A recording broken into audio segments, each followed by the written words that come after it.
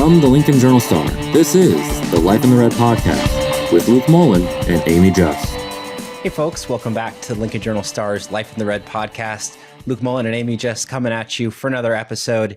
And last time it was 2025, the long distant year when we came to you. So happy New Year, all of you listeners out there. And January, still a busy time. Crazy ride in the college football world. Lots to talk about for Husker football's transfer portal. And Husker Hoops, hey, both those teams still doing well now into Big Ten play. There's been some big games these last couple of weeks that we got to catch up on. Oh, yeah. It's been chaotic in Husker Hoops land. And it's been fun to follow. Yeah, it has been a fun ride with all that going on. And quick for you, this week's update in Husker sports. Husker wrestling, they're into Big Ten conference action in their team duels. They will be at Minnesota this weekend before they host a big one, Iowa in Lincoln on January 23rd. And spring sports right around the corner too, baseball and softball.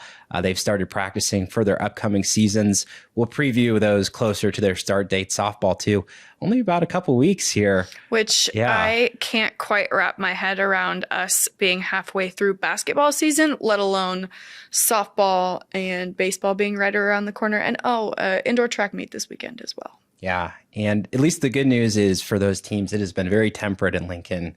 They've been able to get outside this week for some outdoor practices. Very rare at that time of year. So, yeah, look forward to those spring sports here coming up. But talk of the town right now, Husker Hoops.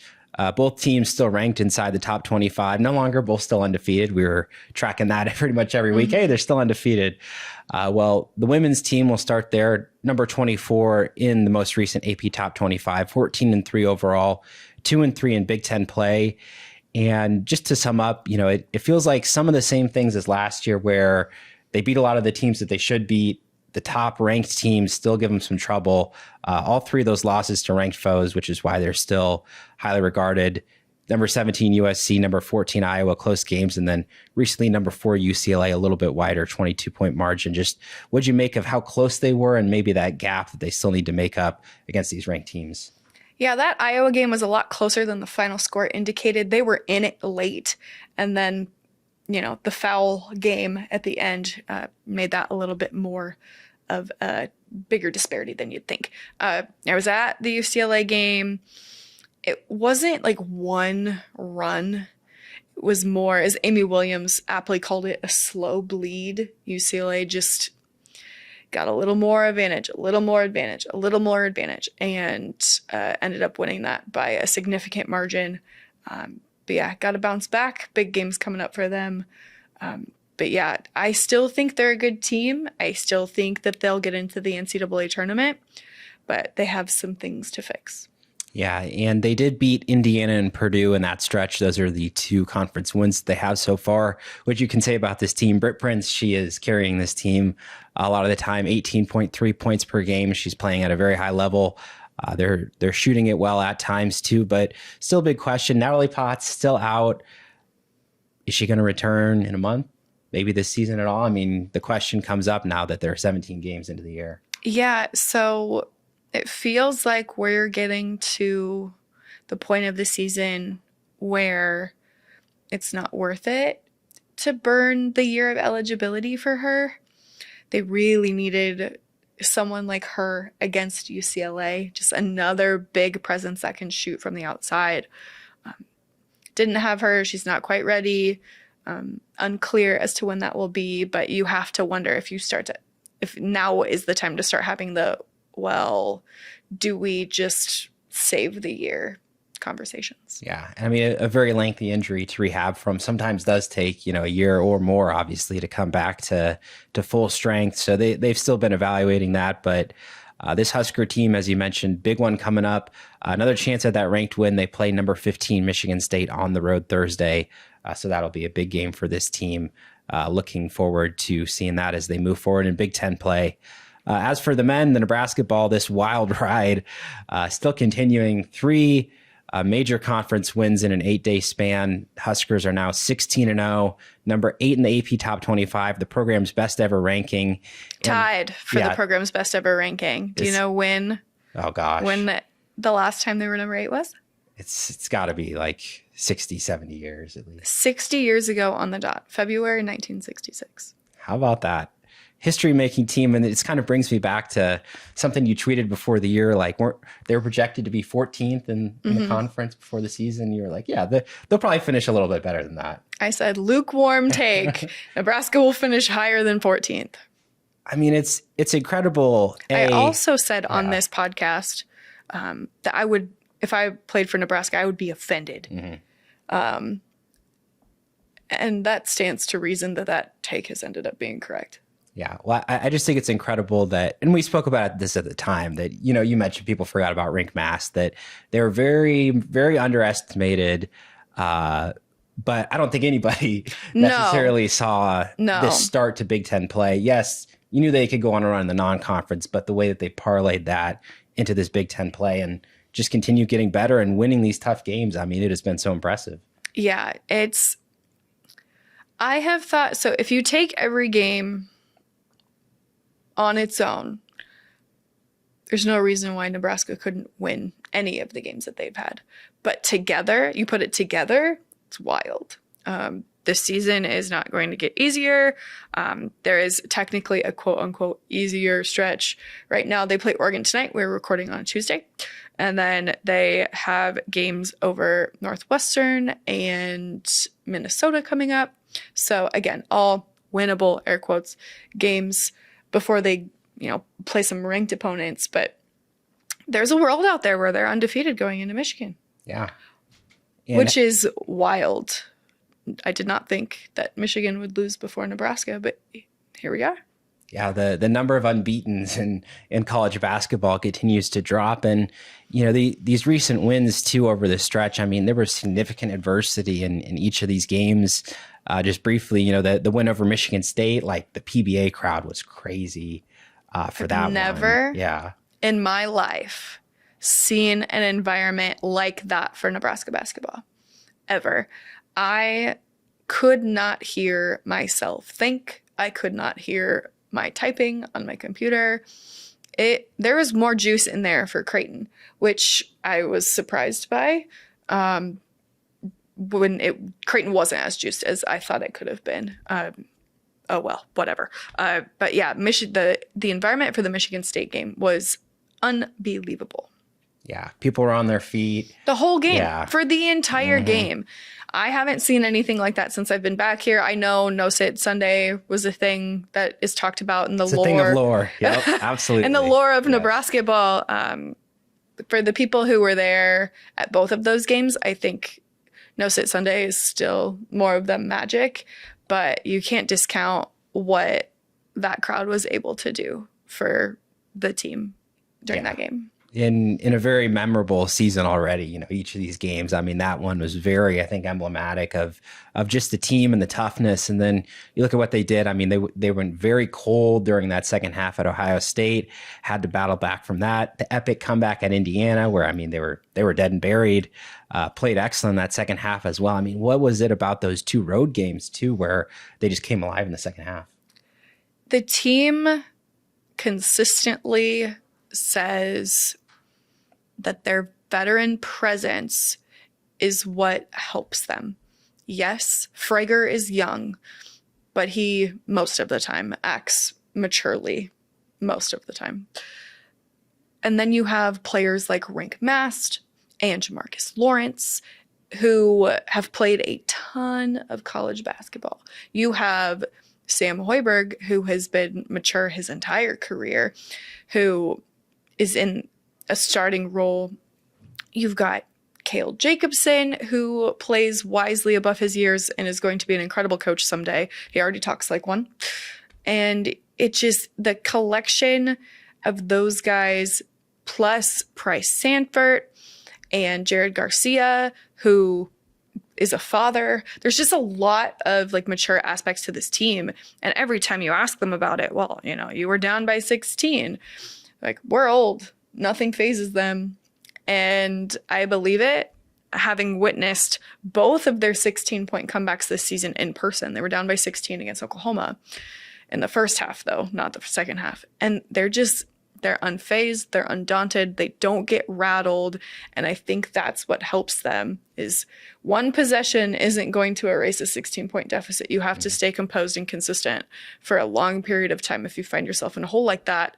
And I think the makeup of this team is what has allowed them to be able to withstand some of that. Yeah, I mean, that feels like something that Fred Hoiberg teams of the past maybe didn't have too, that ability to come back from a deficit. And that's also something where like it happens maybe once and you're like, oh, it's a fluke. This has happened multiple times. Like that's a pattern of a winning team, the ability to fight back from the adversity like that. So we could keep singing the praises of this Nebraska team and look forward to seeing what else shakes out in Big Ten play these next couple of weeks. But we got a lot of football to talk about here, Husker football. So let's get into that. And as we talk transfer portal here for the most of it, well, there was a football game actually played somewhat recently, the Las Vegas Bowl, 44-22. I mean, just to turn the page on that real quick, like similar to Nebraska's season was how I felt at the time. Played well early, crumbled late, couldn't play well on defense, couldn't put it all together. Yeah, they don't have an identity, or they didn't in that game. Through their transfer portal acquisitions, it looks like they're trying to build one, which is good. But does not negate what happened in that game. It was what it was. It was ugly. However many straight 3-and-outs, 5, something like that. And then all of the drives got progressively worse until garbage time. The score makes it look closer than it was. Absolutely. It was an absolute beatdown. Credit to Utah. That was a great team. That was on the cusp of the college football playoff, and they played like it. Well, yeah, I think just in the context of how Nebraska season ended, like if they had won a couple games in November, if they'd been doing all right, you can say, oh yeah, Utah is so great. Like you can lose a bowl game, but the way that it ended, I mean, it was just another step, another example of Nebraska's issues on defense about how they'll need to look at that. And, at a time where bowl games are maybe more about, the future, about something to build around, potential. I mean, there was not really that spark for Nebraska that you were like, oh, there's this for 2026. It was just a rough outing. I liked Mekhi Nelson. That's true. There was good run game, and that has perhaps impacted Nebraska's transfer portal activity. And as they move on from that game, they'll look at the tape at some point. But the timing of the game, December 31st, the portal opens January 2nd. Yeah, it was all onto the transfer portal. So let's get into it, starting with the big topic about quarterback. And the first name was Kenny Minchey, the Kenny Minchey era at Nebraska. I remember it well. But it was, it's an interesting moment, in the transfer portal where players can, announce their decisions. But he had not signed the financial agreement, had not been on campus for Nebraska for that visit. And that gave the opportunity for Kentucky to move in and flip him. And just as we talk about Nebraska's targets at quarterback, it was interesting because he didn't have starting experience, right? He lost that quarterback competition to CJ Carr there heading into the season, but a lot of upside. He was a guy for the future, a couple years to build around. What did you make of just Minchey and his profile as Nebraska first targeted him there? From what I'd heard and what I'd seen, I was like, okay. I didn't think that was the route they were going to go. I thought they wanted somebody who was a little bit more proven. But, I like the vision that they had there in going with somebody who is a little bit more of a dual threat guy. Yeah. And that one kind of made sense to me at the time in the context that Minchey had multiple years left to play, very highly recruited out of high school, a lot of great tools, had been in a good Notre Dame program too, obviously had that experience. So that kind of made sense to me, but he flips to Kentucky and suddenly, it's like you got to scramble. A lot of the top quarterbacks in the portal had already committed. And I think in a way, Nebraska might have gotten better. I think so. Short term. Yeah. I think so. I really like Anthony Calandria's skill set. I remember watching some of his games at UNLV this season. I was like, okay, like not the biggest quarterback in the world, a little bit shorter, but he's fast, he's tough, he's accurate. I like it. Yeah, I mean, he's listed at 6 foot, feels more like 5'11" to me, not to split hairs on that, but it is important when you have a big offensive line in front of you, and he will.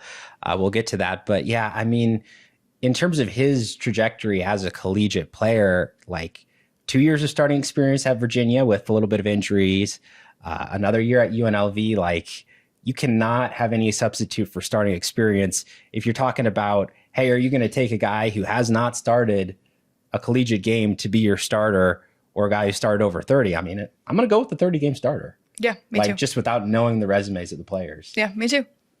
And as we break down Calandria, like his time at Virginia, I think was a little bit underwhelming for what they had wanted from him, but really took off last year at UNLV. You mentioned kind of the mobile skill set that Minchie initially had. Well, Calandria is perhaps even better as a runner, very mobile. I mean, tough too. He's taken some shots too. He's not afraid of the contact, but aggressive too in the passing game. I like the arm talent, pretty good at the intermediate throws too. Like, just seems like a good fit for what Dana Holgorsen might want for a guy that then get mobile, get outside the pocket, and just let him make some plays. Yeah, I like it. I like the fit. I think it works well on paper. Obviously, we got to see it, right? Yeah. But no matter who is back there, they need an offensive line to protect them. And I think that, and not to get ahead of us, or get ahead of ourselves, I like the offensive line pickups that they've had. Yeah, it's been impressive. And as they do add Calandria, you kind of get this sense, okay, there's going to be a quarterback competition. Like, yes, he's experienced. He's got 1 year to play. Like, you give him the edge. TJ Latif's going to come back. He's going to have every option to win the starting job. Well, guess what? Nebraska goes and gets another guy who could very well win it. Another former Virginia QB, by the way, but also known for his time in Lincoln. Daniel Kaelin, once usurped by Dylan Raiola for that starting role, he finds his way back to Lincoln. How about that? Calandria, Latif, and Kaelin. Yeah, that quarterback room is looking a lot better than it did a week ago. Danny Jamarcus Lawrence Kaelin. Welcome back. This is totally not unheard of in college athletics now. It's not. Yeah. It's not. And I think that, like with Jamarcus Lawrence, a year away gives you a different perspective, and there's nothing wrong with coming back. Yeah. This doesn't surprise me at all. He was beloved in that room, on that team. Does not surprise me that they're welcoming him back with open arms. Yeah, and it totally makes sense to me for Kaelin too, because he knew he wasn't going to start over Raiola.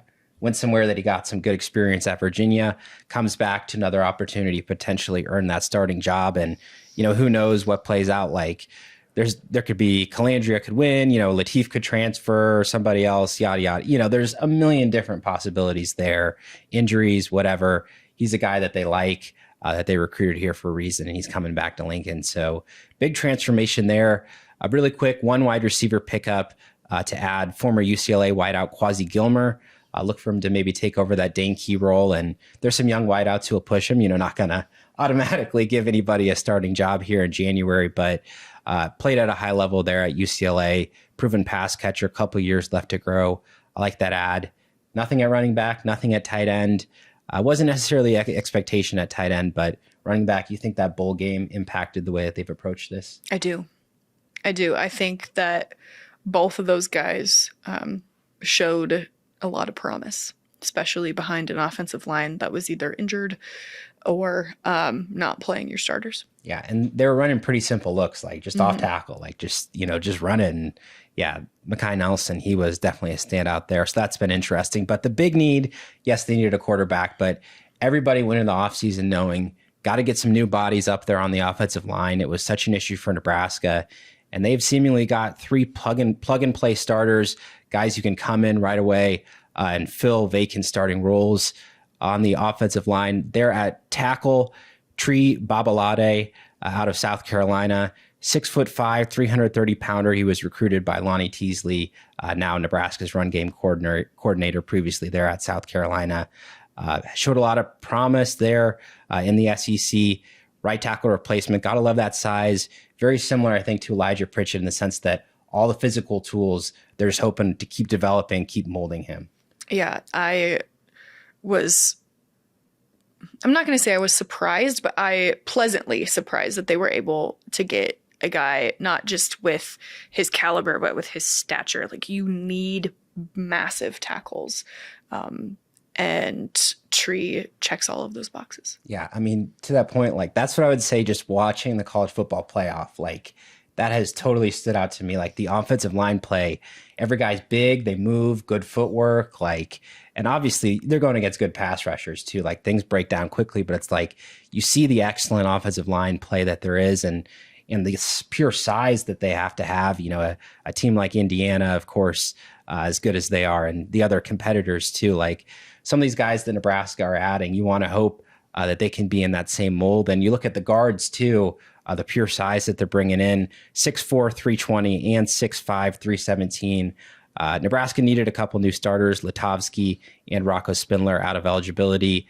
They added Iowa State's Brendan Black and LSU transfer Paul Mabenga. Both those guys, very big, very proven. Black, 1 year of eligibility remaining, and Mabenga 2. So I like it.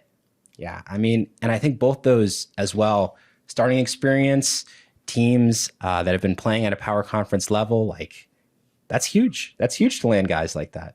Yeah, Iowa State was pretty good last year. Yes. And obviously with Jeep Wade coming in, you get the sense with that size, like, he's obviously identified the type of player that he wants. So big progress for Nebraska there. Obviously they needed to grow on the trenches on the other side of the ball. Let's move to the defense.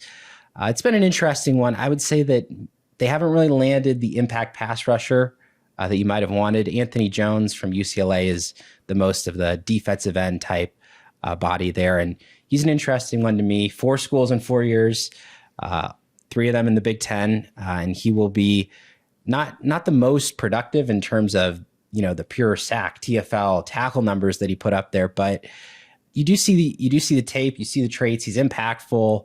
He's hard to block. And I think Nebraska's hoping that he's a guy that they can help take that next step and add to that D-line room. Yeah, absolutely.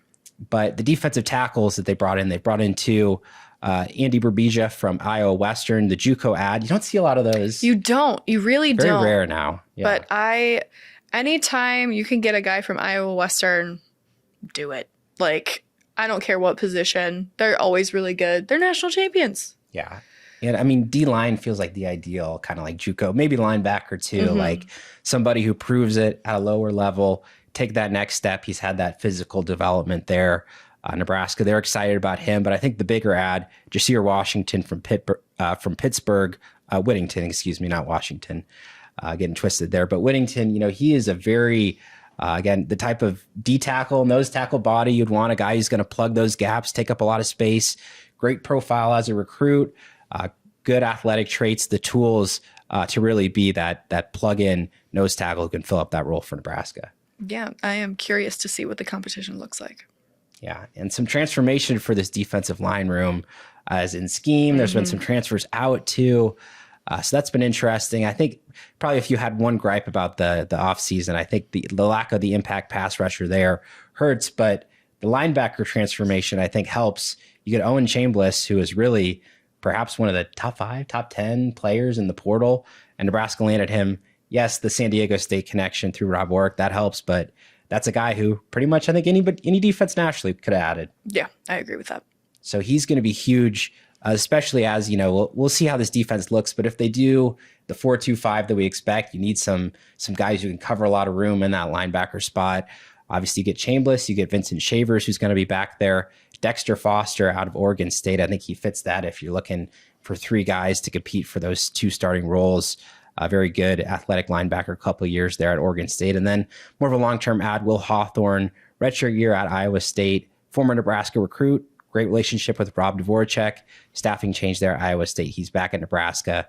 Former 4-star, really like his long-term potential, but Chambliss and Foster right away with Shavers, that feels like a really good reload at that linebacker spot. Yeah, I agree. And it's not like there are guys in that room. Let me rephrase. The guys in the room that they're replacing are gone. They're out of eligibility. Someone's calling me. It's fine. We'll roll with it. This is my dentist. Got a dentist appointment tomorrow. But yeah, they're not usurping anybody. The guys that they're replacing, longtime college football players, both of them had been in college football for a very long time. So some fresh faces there. Yeah, and hard to know without, Orich's impact, but like I thought maybe they would add one starter there. Like they were linked to Chambliss. I was like, all right, they're going to get him. That's going to be their guy. They go out and get another potential starter, another long-term. I mean, that feels very impactful for the long-term potential of that defense too. Then the secondary, a lot of guys there, is the biggest position group on the roster for Nebraska. And yes, they've lost many to the portal, but a couple potential starters bringing in Dwayne McDougal from San Diego State, another guy, of course, that Orich will be very familiar with. He's going to be, I think, a starter right away at safety. FCS transfer to Jacine Shiggs. He's also another safety.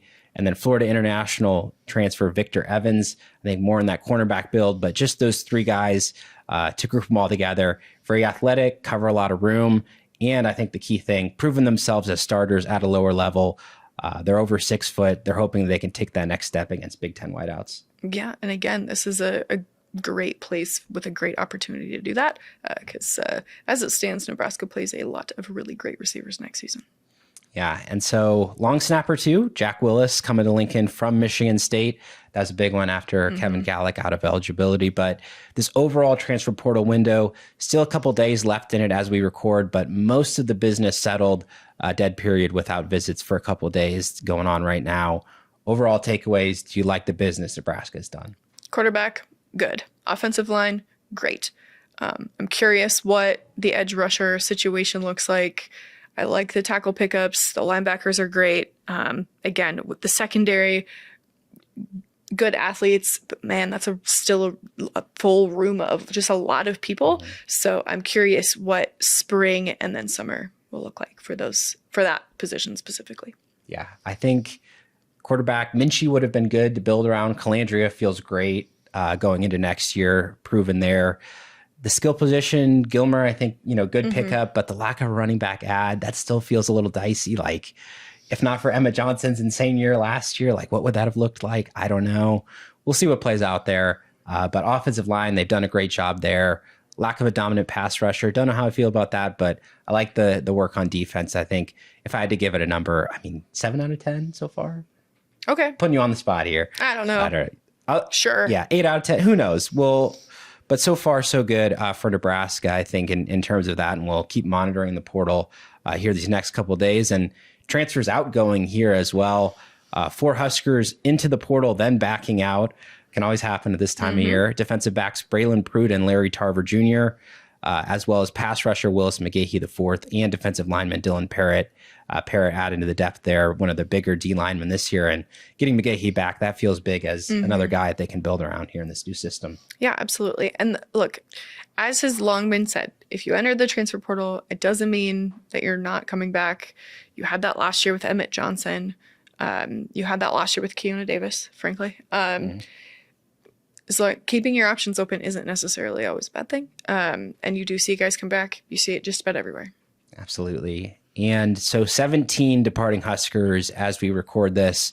And that's to go with a pretty similar amount of incoming transfers too. So, but many of them found their next schools quickly through this. Maverick Noonan and Preston Okafor to Fresno State. Jalen George is headed to Tulsa. Caden Vermas to Rice. Offensive lineman Jason Masicek, he's off to Wyoming. Houston Kahana Torres, he's off to Michigan. Young lineman for them to build around. Then Malcolm Hartzog, longtime starter at Nebraska, he's off to Arizona. But the big one, quarterback Dylan Raiola, folks have been waiting to see where he was going to go. He is headed to Oregon on Nebraska's Big Ten schedule for the 2026 and 27 seasons. Huskers are off to Eugene next fall.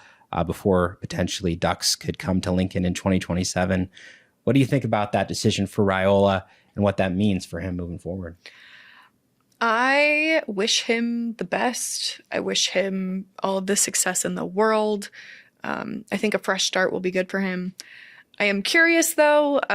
Dante Moore, their quarterback this year, has yet to declare for the NFL draft. So if Dante sticks around for another year, Dylan's going to have to sit around, which also might not be a bad thing, right? And then play in 2027. So should be interesting to follow along from afar. But I'm looking forward to watching him hopefully thrive. Yeah, that was the path that Dante Moore followed too, about having to wait, with Dylan Gabriel there. So obviously That's a couple of pretty good quarterbacks with, NFL potential. And it is interesting because like the early mock drafts, Fernando Mendoza is of course the top QB, but like Moore's right there. Like there's plenty of NFL scouts that see him as a top 5 pick. It's like, I don't know how you turn down that money, but of course Nike, Oregon NIL money, it's pretty good too.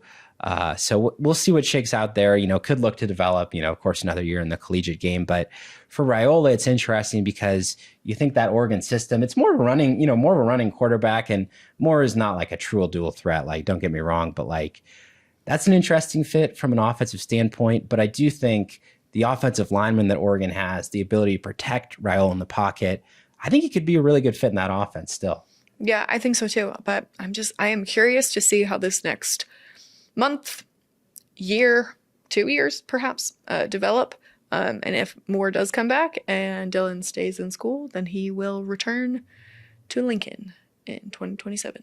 Yeah, I don't know. It feels a little risky to me for a guy like Raiola who wants to be the guy, wants to lead the program, take a team to the college football playoff. And obviously Oregon does have that potential, but like, is he going to be happy backing up, being a backup quarterback for a year?